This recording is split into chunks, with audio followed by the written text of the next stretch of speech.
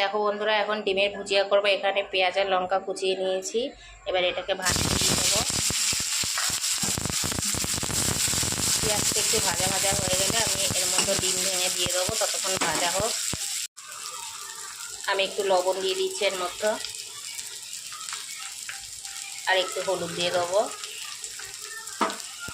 আর এই ডিমের ভুজিয়াটা এখন রুটি করেছি, রুটি দিয়ে খাবো। এখানে দুটো ডিম ভেঙে ফেটিয়ে নিচ্ছি। এবার ডিমটা আমি এর মধ্যে দিয়ে দিচ্ছি।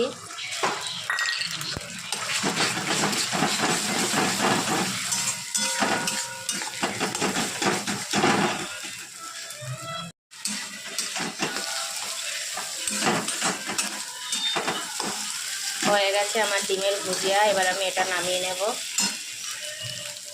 এই দেখুন বন্ধুরা, আমার রেডি হয়ে গেছে রুটি আর ডিমের ভুজিয়া।